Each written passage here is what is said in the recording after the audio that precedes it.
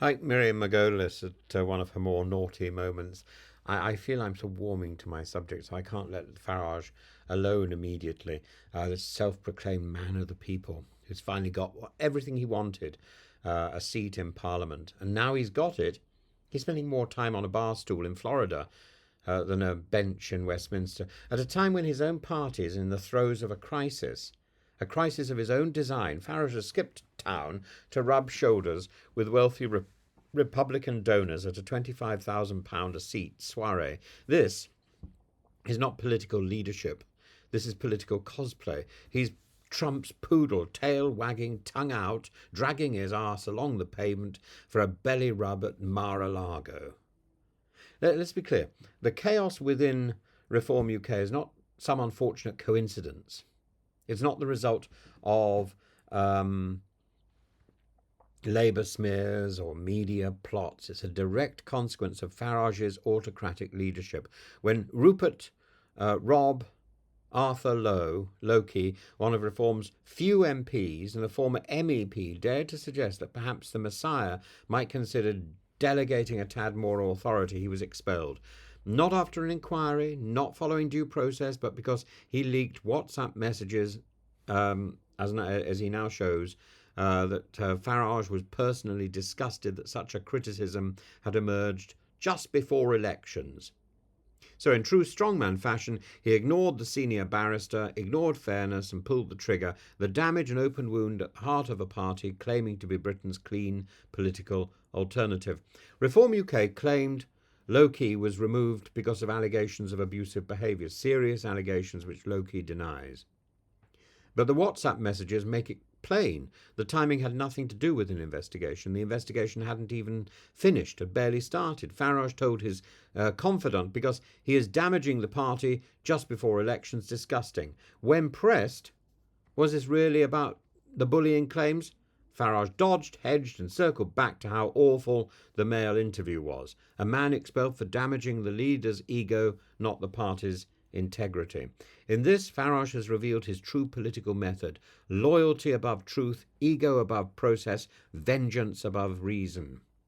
And this isn't just about an internal party drama. Farage was elected to represent Clacton. That means being present, turning up, answering constituents, not hawking gold bullion on GB News or keynoting for the GOP in Florida, or sitting at a table with other people who are within reach.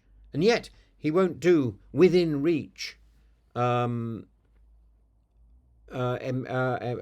surgeries in Clacton. The figures are stark. Since July, he's clocked over 100 hours of outside work, around 22 hours a week, the equivalent of a second full-time job. This includes paid speeches, social media promotion, media work and lobbying. Labour's Matt Weston calls it embarrassing. The Lib Dems say he's acting more like an MP for Mar-a-Lago than Clacton-on-Sea, and they're right. Farage fawning over Donald Trump borders on obsessive. He's not just an admirer, he's a disciple. He's a toad.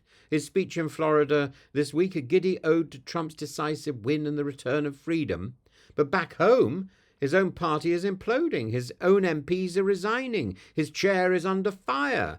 Why this devotion to Trump? Some suggest it's strategic, others psychological. But the leaked accounts suggest something more damning. Farage was rattled by Elon Musk praising Rupert Robert Arthur Loki on X. Not policy, not principle, just the idea that Loki was getting American attention. That's what happens to have broken him.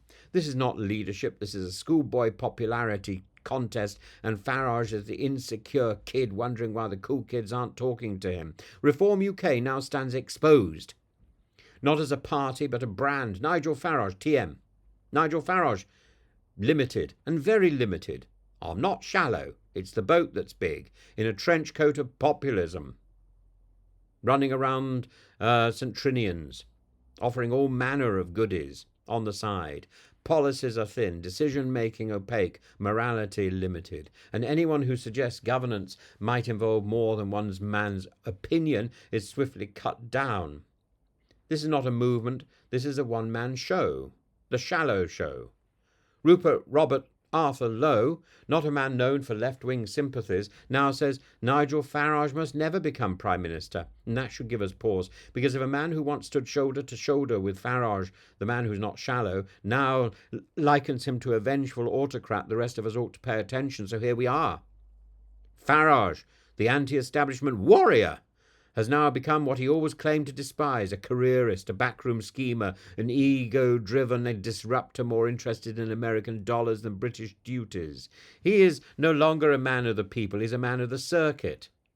And while his tail may still wag furiously in the company of Trump, back in Clacton he's dragging himself across the political pavement, hoping no one notices the smell. Nigel Farage may be abroad. He's abroad, but the real scandal is at home, and it bears his name.